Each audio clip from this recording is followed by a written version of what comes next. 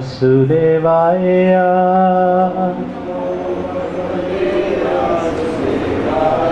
Om Namo Bhagavate Vasudevaya.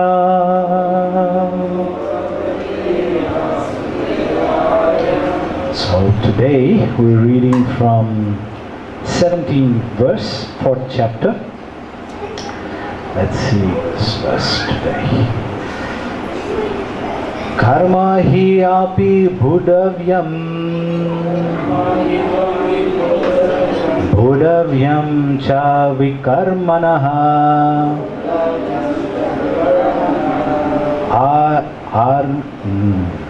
akarmas cha bhudavyam gahana karmano gatim karmano hi api bhodavyam bhodavyam cha vikarmanaha akarmanascha bhodavyam gahana karmano gatim karmano hi api bhodavyam bhodavyam scha vikarmanaha akarmanascha bhodavyam gahana karmano gati. Somebody would like to try? Karmana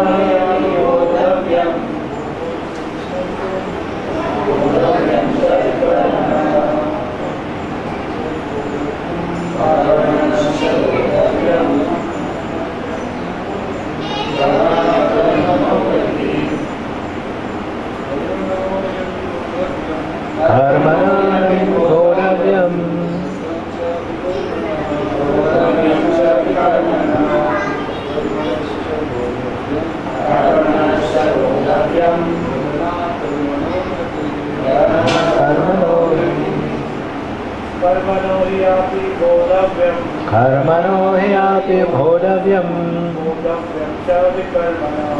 bhodavyam cha vikarmanaha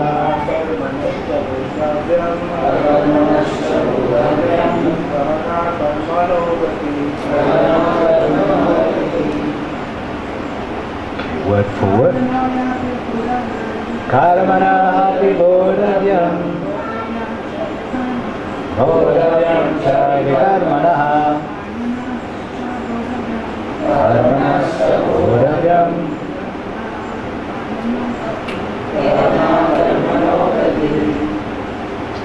Anybody else? Okay, synonyms word for word. Karmanaha, of work. He, certainly. Api, also. Bodhavyam, should be understood. Bodhavyam, yes, should be understood. How many times does this word come here?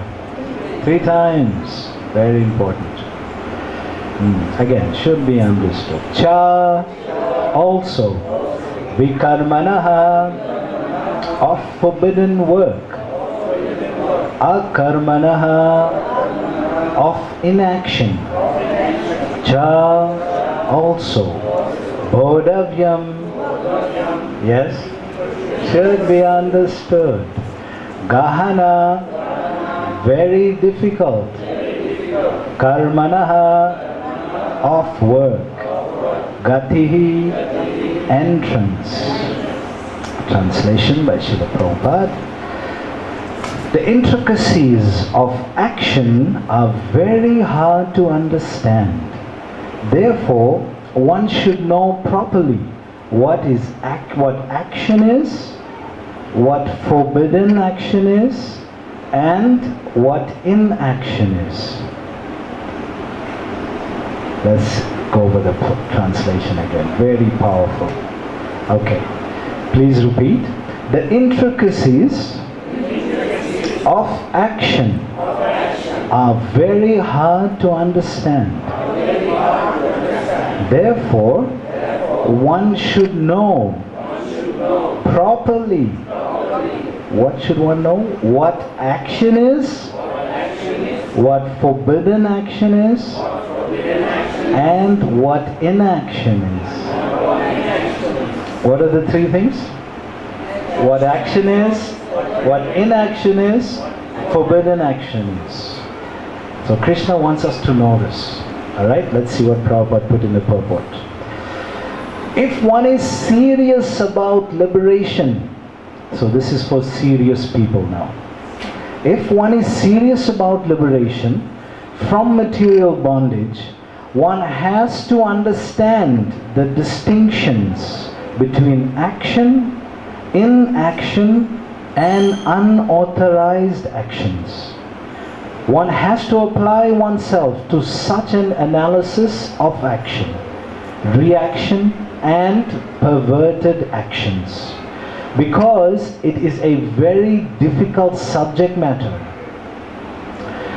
To understand Krishna consciousness and action according to its modes, one has to learn one's relationship with the Supreme, i.e., one who has learned perfectly knows that every living entity is an eternal servitor of the Lord, and that consequently one has to act in Krishna consciousness. The entire Bhagavad Gita, that means the whole text. This is a profound point here, okay? The entire Bhagavad Gita is directed towards this conclusion. So Krishna really wants us to get this, otherwise we'll miss the conclusion of the whole Bhagavad Gita. Any other conclusions against this consciousness and its attendant actions are vikarmas, or prohibited actions. To understand all this, one has to associate with authorities in Krishna consciousness and learn the secret from them. This is as good as learning from the Lord directly. Otherwise, even the most intelligent persons will be bewildered. Wow, very, very, very, very strong.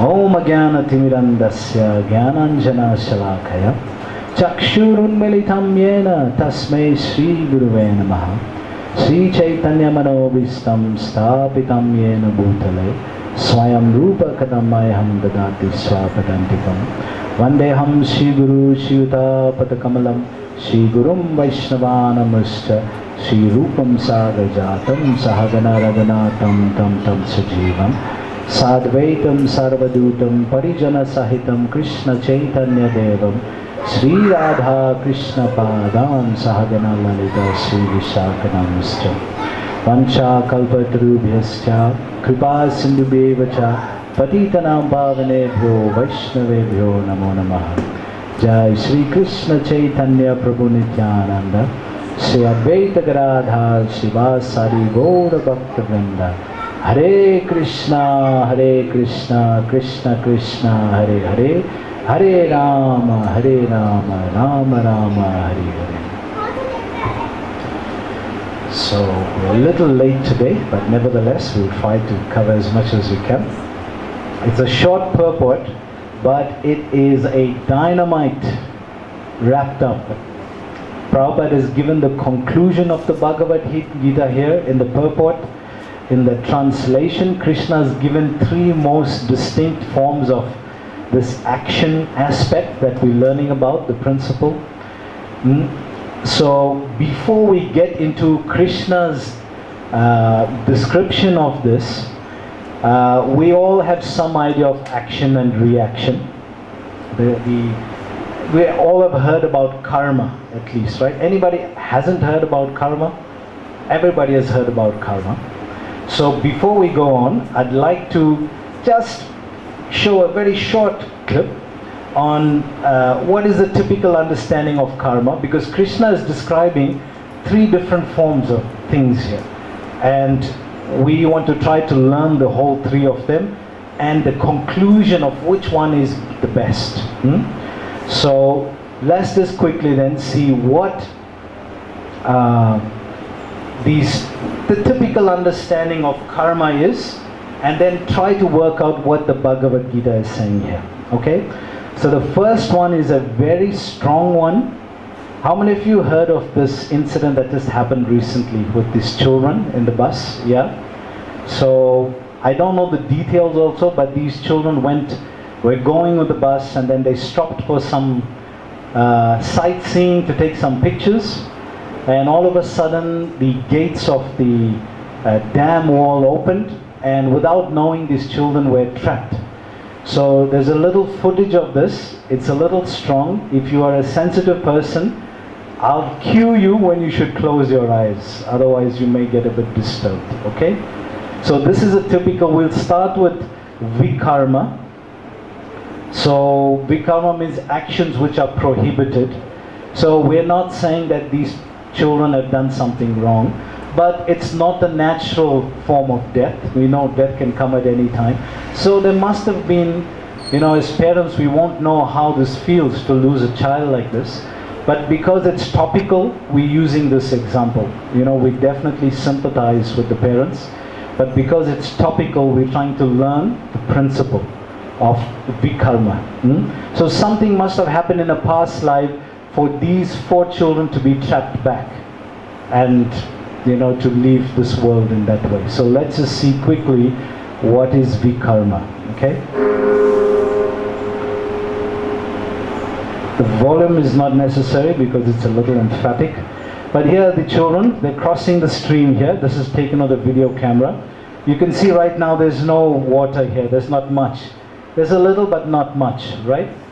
So these are the 4 left back there. And as they're coming through, all the other children have come through. You can see the water goes, if you look to the left of the picture, the water dips down, it goes down to a waterfall. So if you slip from there, there's no way you're going to be saved. So all of a sudden the water increases. You can see now all of a sudden there's so much of water. And these children are trapped back there. And what would you do in this case? What would you do? As a devotee, you try to remember Krishna. 1 minute you're safe, 1 minute it's enjoyable, the material world. This is the nature of the principle of karma. You don't know when it's going to come. So for these children, it can happen to anybody at any time.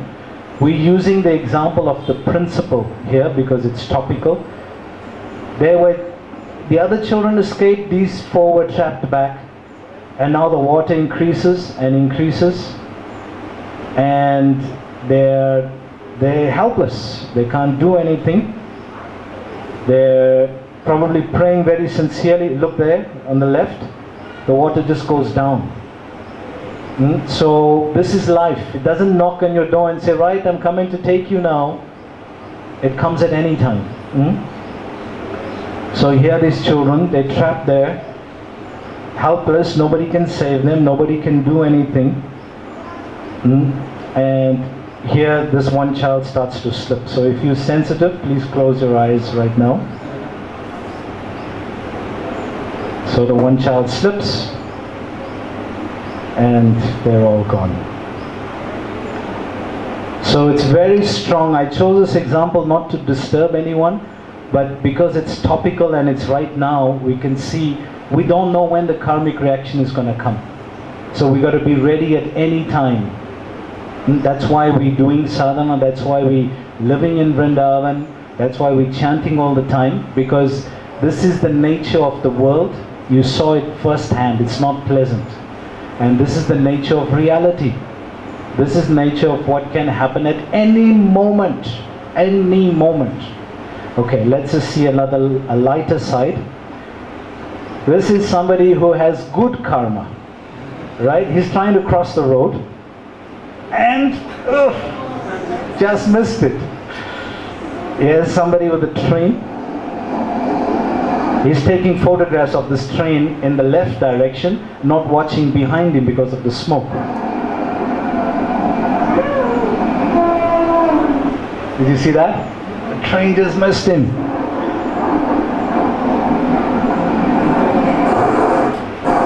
So this is a car they're driving, and all of a sudden the truck, I don't know if it's India, looks like an Indian truck maybe. It's Russia, huh? Okay. So, but you see, it's on the wrong side of the road. It can happen at any moment. It doesn't warn us.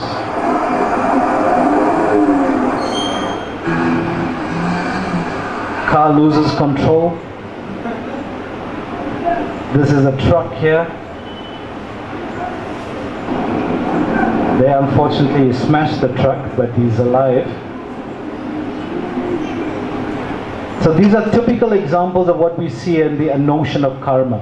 We're showing you this so that when we read the translation and purport, you're going to see what Krishna is actually wanting to explain about karma and this principle of karma. Very unique to what Krishna's teachings is. Okay, here's another one. Just missed it. This is a cavalry. So that he thought there was no bullets in the gun. He shot the guy's cap off. So a little closer and it could have gone through the person's head. This is a car that's losing control, right? So watch on the right side of the screen. There's a man standing there, losing control. And imagine this man standing here. If there wasn't this tree here, if this tree wasn't here, what would have happened? He would have been finished.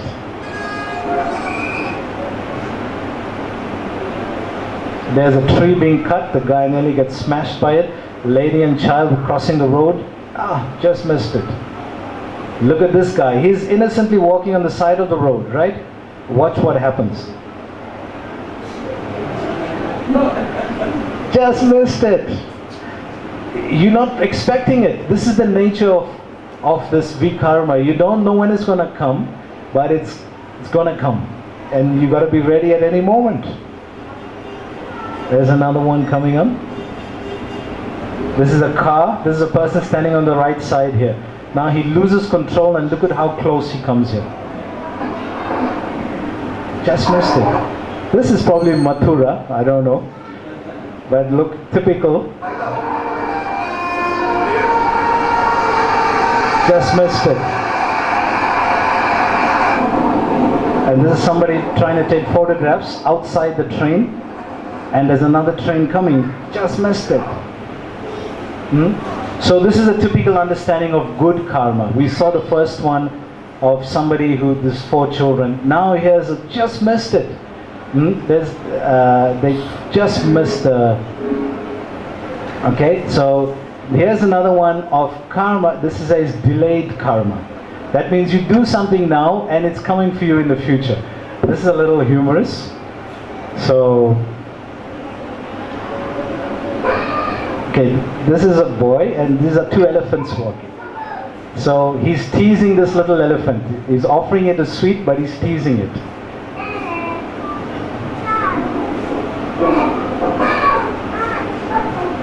So he's trying to offer it and then he pulls it back and he shows a funny face and he teases the elephant. So many years later, this boy grows up to be a man and there's an elephant parade coming past and the elephant taps him on the shoulder. You see the trunk there? And says, hey.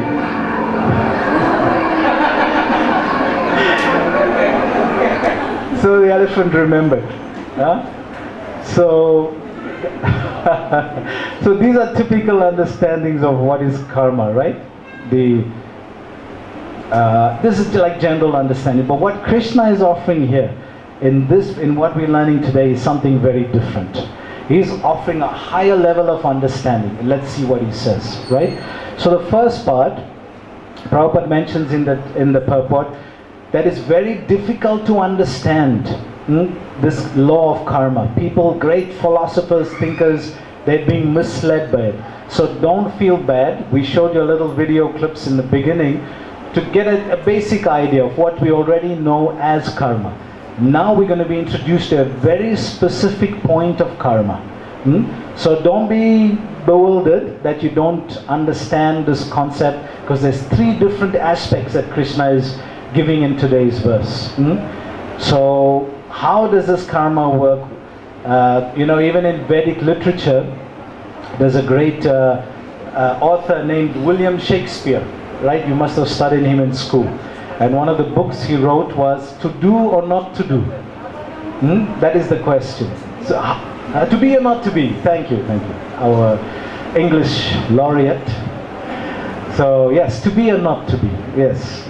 So what is that? The point is what to do, how to do things, how to act in this world. Basic point. So it is confusing. Even in the word for word, Prabhupada translates as one word, Gahana, as very difficult to understand. If you see the translation, the word for word, Gahana, very difficult to understand. So essentially there are three things Krishna is teaching here. One is karma, the second one is akarma, the third one is vikarma. So let's try to explore these three principles and see what Krishna wants us to learn here. So what I'm going to do to start it off, because Prabhupada summarizes very, very succinctly and beautifully in the Upanishad. In the second verse of the Upanishad, we're going to see that and how he summarizes that. Okay? So I need a volunteer to read loud and clear. Okay, once I set it up. I'll just move this back 1 minute. Right. So, do we have a second mic there, right? We have a second mic. Somebody, yeah? You got the mic in your hand, so you might as well. Okay, can you read that? Okay, this is from Upanishad, second mantra. So Prabhupada summarizes these 3 points very nicely here. I want us to try to go over it. Okay, go ahead. One may aspire to live for hundreds of years if he continuously goes on working in that way. For that sort of work will not bind him to the law of karma.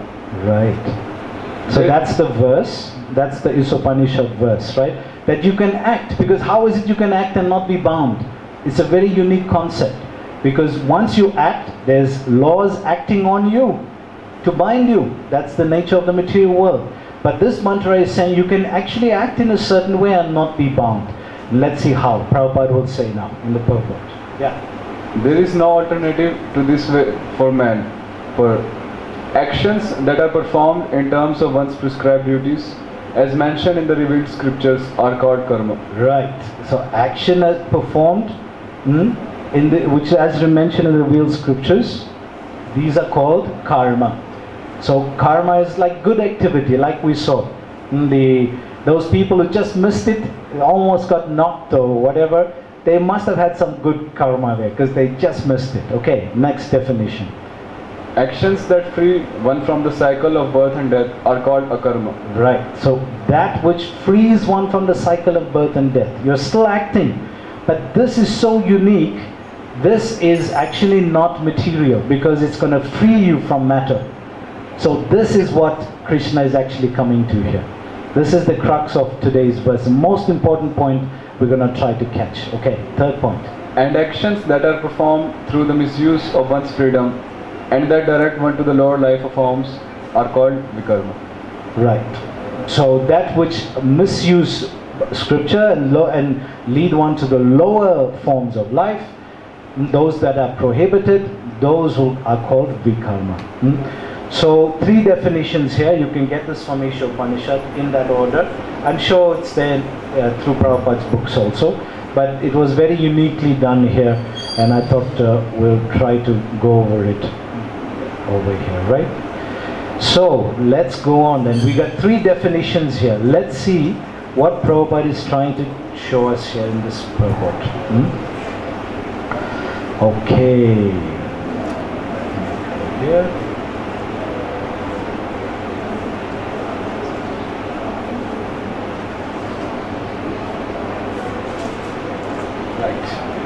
Hare Krishna, right. So it's very unique concept that karma can be divided into these three aspects like this.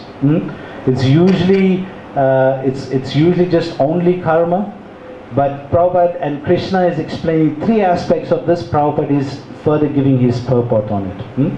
So Krishna's intention is to bring this karma yoga, these aspects of karma, up to the stage of bhakti.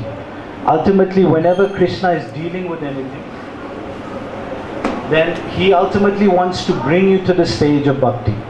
Just like Arjuna was also confused about this. Should I fight or should I not fight? And eventually Krishna has instructed him, Karisham Vachanam, to Arjuna said himself, I will do this because you are asking it, because Krishna wants it. So the goal of karma is to bring us to this point of bhakti yoga, to act, because we cannot stop acting. We have to be acting. So the goal of karma is to bring us to purify the action to such a degree that we can get out of this world, not to bind us here. We've been hearing Krishna in his magnificence has given different paths that come to him. So we're going to go over and see how these different paths are an introduction to this point of akarma. Although he's given that in his kindness, but he's trying to stress, this is not what I want to direct you to. I actually want to bring you to akarma, serving me in devotion. So that ultimately is what he wants to bring us to. So Prabhupada starts in the purport. If one is serious about liberation or transcending this material world, Prabhupada says that, if one is serious about liberation from material bondage, one has to understand the distinctions between action, inaction, and unauthorized action. That means if you don't have a clear idea of this, you think you're doing something pious. You'll think you're doing something good. You'll be thinking, well, I'm not doing anything bad, vikarma. So why will I get any bad reaction? That's why the aspect of demigod worship came before this. We did that last week in verse 12. You remember? So that is the aspect. Krishna is saying, yes, I'm giving you a multi-dimensional level of spirituality. That spirituality can experience on different levels. But my goal is to bring you to bhakti. Not to keep you into that, because even if you achieve higher levels of good karma, it only takes you to the Svarga Loka, heavenly planets. And then you have to come back here again. So how to break that cycle? That's the concept of akarma. And that's what Krishna is emphasizing here. So in 4.9, Janma karma chame divyam evam yoviti tattvataha tyaktva punarjanma naiti mameti so Arjuna. In 4.9, Krishna describes about the person who tries to understand two very simple things. Well, it sounds simple, and we'll see it's not so simple. Two simple things: his janma and his karma, his birth and his activities. And why is it not simple? Because people say, well, he's also acting.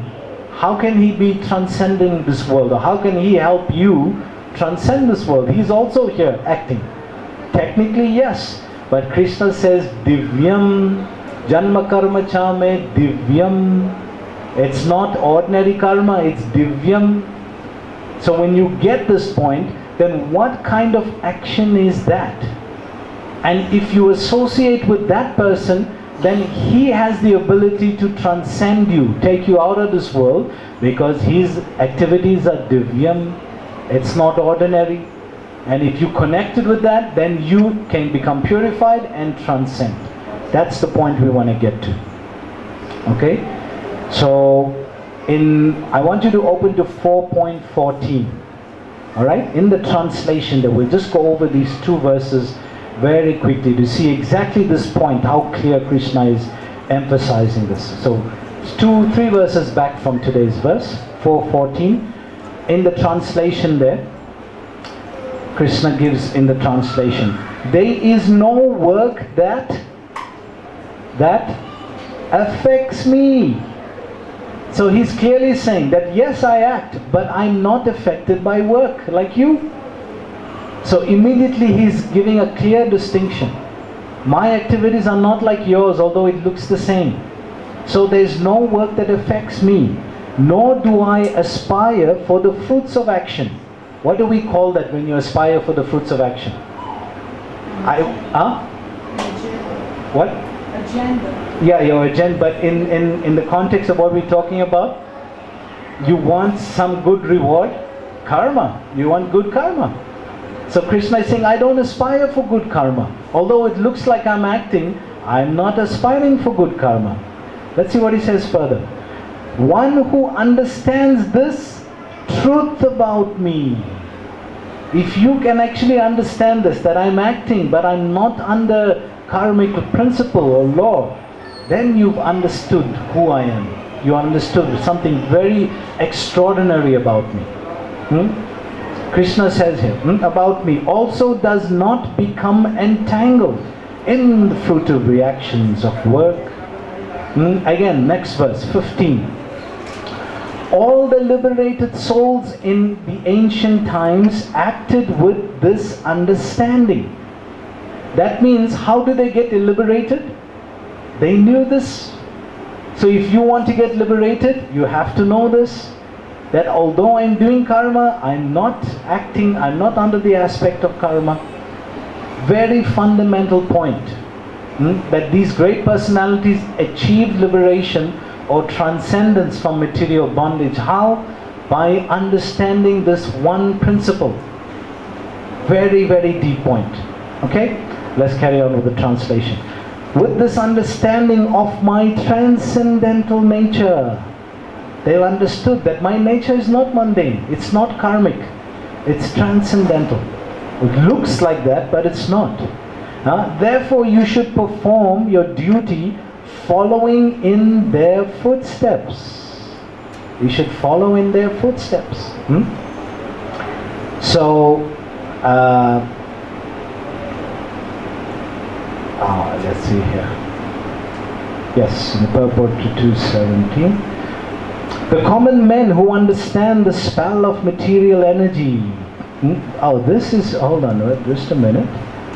Yeah, this is from purport in the second canto of Bhagavatam. I'll just read it out. It makes this point very clear also. 217, second canto, first chapter, text number 7. The common man who understands the spell of material energy takes it for granted that the Lord is like one of us. The common man thinks like this. That means the higher man, the intelligent man, he should not think like this. And therefore he refuses to accept the transcendental nature of the Lord's form, name, etc. The topmost transcendentalist The topmost transcendentalist is not interested in anything material. Why? Because he's trying to transcend matter. So why would he have interest in matter? So by understanding these three principles in context of previous people like us trying to achieve the spiritual goal, trying to transcend the spiritual world, then these are the topmost transcendentalists. How have they done it? By understanding this point. And taking interest in the matter of the Lord's activities is definite proof that the Lord is not like one of us in the material world. So the second canto starts with this. Actually, the Bhagavatam actually starts from the second canto. The actual narrative actually starts from that point onwards. From the second canto. The first part, yes, we're hearing, it's more like setting the foundation. But the second canto itself starts the actual teaching of Sukadeva Goswami to Parikshit Maharaj. And what is it emphasizing? Why did you come to me, Maharaj, Parikshit? Because you want to understand how can a man transcend this material world having 7 days to live. So anybody here has 7 days to live? We'll be lucky. We don't know when. Look at those children. Right? So at any moment, that means death can come. Right? So it's very pertinent that the second canto, first chapter also starts with this point. That Parikshit Maharaj, understand, if you're going to transcend this world, you have to know about the pastimes of Krishna. You have to understand these activities, because your great ancestors, Arjuna and the Pandavas, this is how they transcended here. So this is very pertinent to both the Gita and the Bhagavatam. The activities of Krishna are non-different from Krishna himself. As long as one is engaged in hearing such transcendental activities of Krishna, he remains aloof from the conditional life of material existence. As long as we're hearing about Krishna, we remain aloof. That means we are here, we are acting, but we're not tied up. But unless we're hearing about Krishna.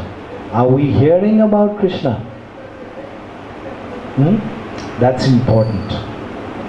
The topics of Lord Krishna are so auspicious that they purify the speaker, the hearer, and the inquirer. 3 people get purified through this. Krishna is talking here about Karma Yoga. Okay, we covered that part.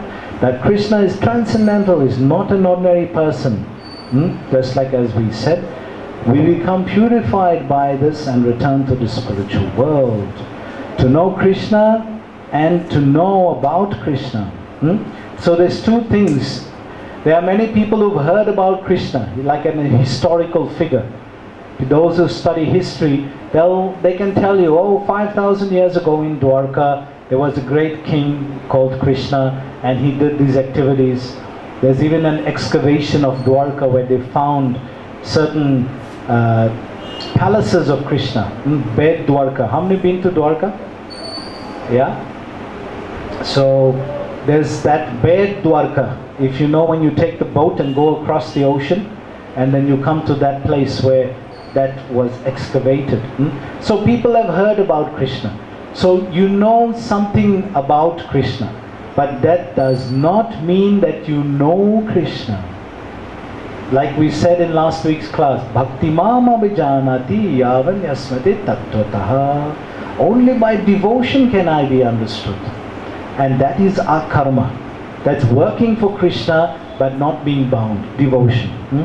So Krishna is reciprocal, but his principles are neutral. So Krishna reciprocates. As you yeyatamam prapadyante tamstatevam bhajamyaham. As you serve me, as you interact with me, I reciprocate with you. But if you don't want to interact with me, then the option is there. It's multi-level spirituality. There's devatas there, demigods are there. You can follow that path.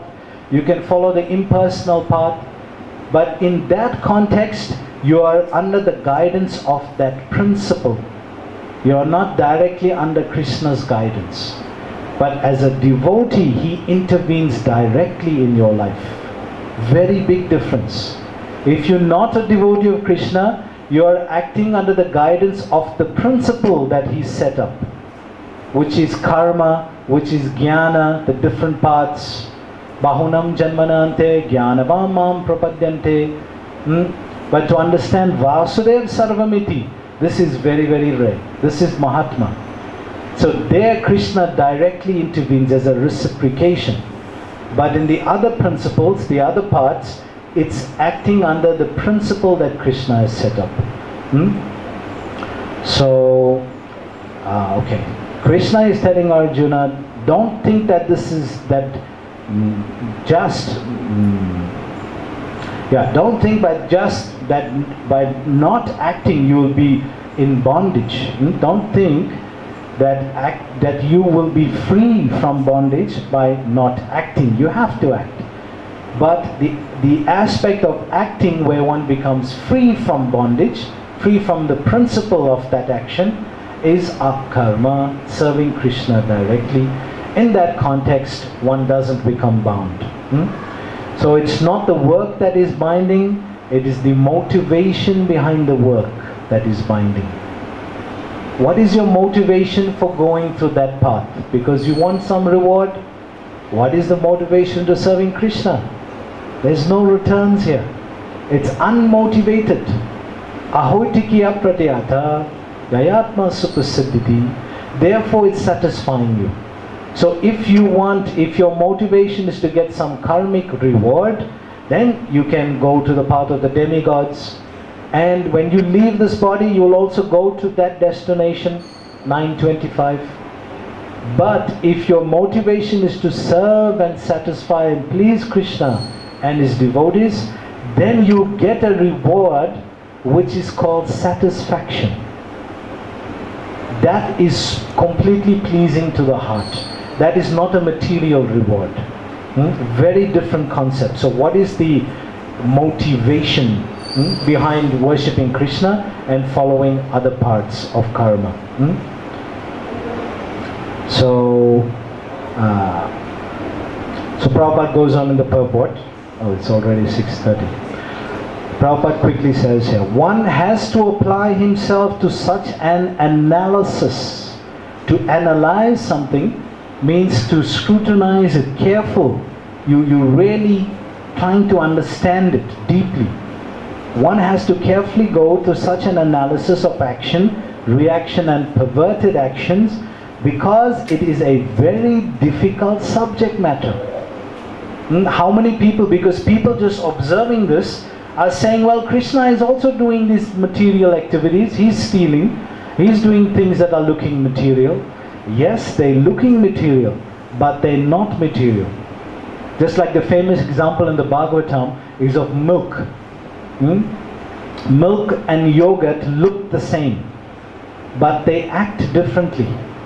In its context, in its constituency, it's different, although it looks the same. By taking milk, you get heavy indigestion or diarrhea. How to stop that? You take yogurt. You're taking milk, but in a different form. Just like that, when you're observing Krishna's pastimes, it looks like ordinary activity, stealing, joking, playing, just like an ordinary cowherd people would do. But it's not ordinary, it's divyam. So fundamental point here. So this understanding was also confused towards the end of the Mahabharata, when Yudhisthira had won the kingdom now. And then he felt bad that by his actions he achieved so much of killing by this, so much of reaction, so much of bad atmosphere to come through this. So Bhima automatically fired back and he says, Yudhisthira, why are you feeling like this now? Look at what they've done to us. We rightfully earned this. We rightfully fought for it. We acted and we won this. As Kshatriyas, we won our kingdom back. So then he explains the point of karma there, the same principle. Right? That, no, but it's, look at the bad reaction that has come from this. You know, the good reaction is that we got the kingdom, but look at how much of bloodshed, vikarma, bad reaction is there. So immediately Bhima is also intelligent, right? So he snaps back and he says, well, if you think that you can't act or you won't act in this world, you have to act. Do you think by going to the forest you're going to save yourself from inaction? And he says, well, look at the animals, they're staying in the forest. It's not that they are free from action. They are staying right there in the forest and they're not like great sages. So do you think you become a great sage just by rejecting the whole world, negating the world? No. You have to understand the principle. Same point over here in today's verse. So, yeah, that's the point of Yudhisthira. Right, so let's just round up the purport here. Prabhupada is saying here, to understand Krishna consciousness and action according to the modes, one has to learn one's relationship with the Supreme. So it's not just acting. One has to have a relationship with Krishna. And that only bhakti gives you. Karma doesn't give you a relationship with Krishna. Jnana doesn't give you a relationship with Krishna. Only bhakti gives you this. So in order to understand this relationship thing, you have to understand this concept of acting. Very interesting point. One who has learned perfectly knows that every living entity is an eternal servitor of the Lord, and that consequently one has to act in Krishna consciousness. This is the powerful point here in this purport. The entire Bhagavad Gita, the what? Entire Bhagavad Gita is directed towards this conclusion. That means if we miss this point, we miss the point of the Gita.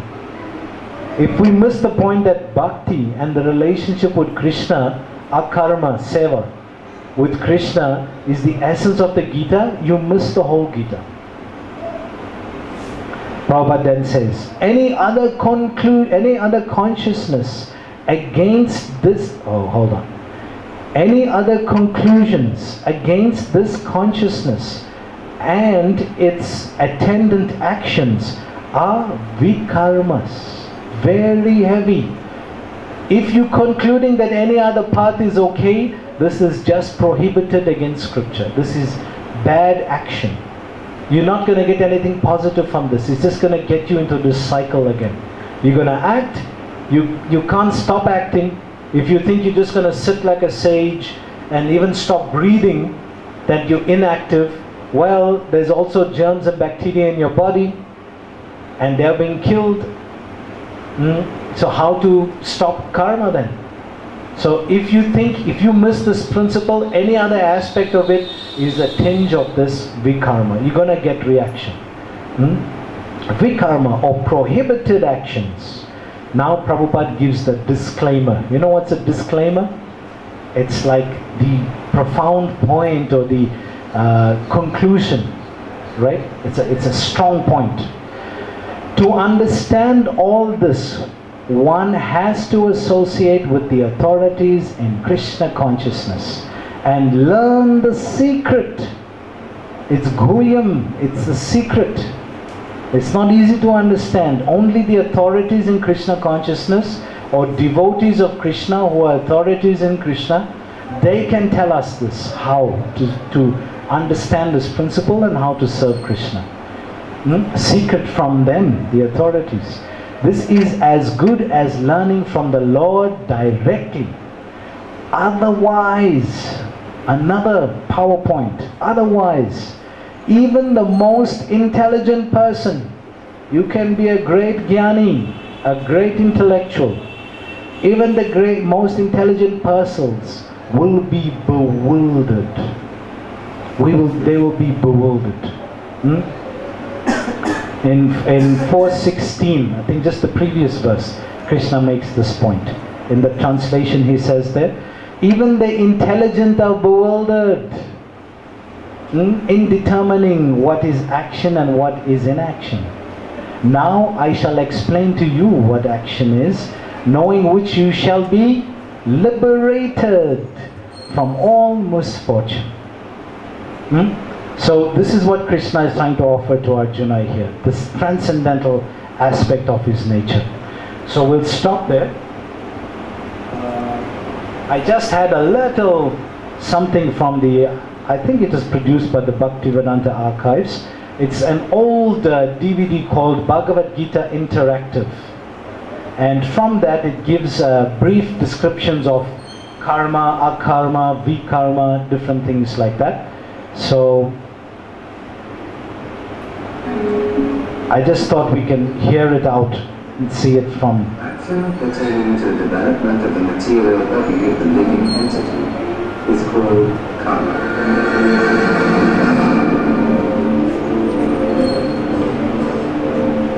Karma is not eternal, whereas the living entities, material nature and time are eternal energies of law.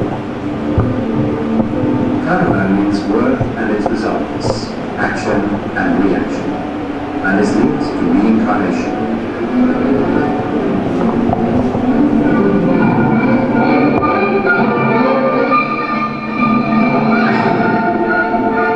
Renunciation of work is a recurring theme in the Bhagavad Gita.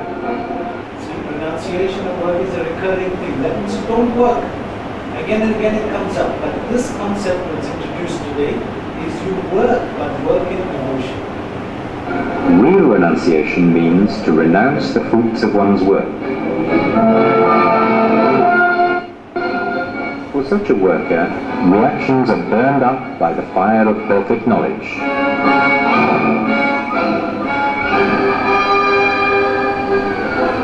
There are 5 factors of action: the place of action, the body, the performer, the soul, the various senses, the many different kinds of endeavor, and ultimately the Lord as Supersoul.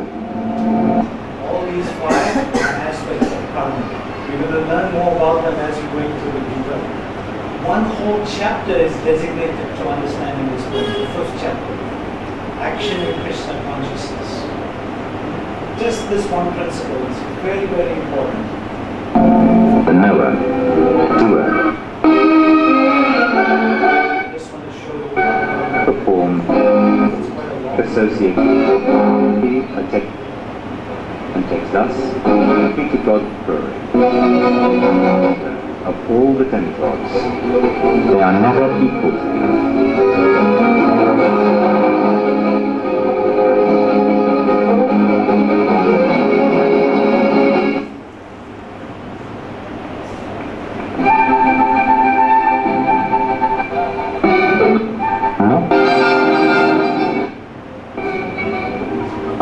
Who is Krishna? Whom did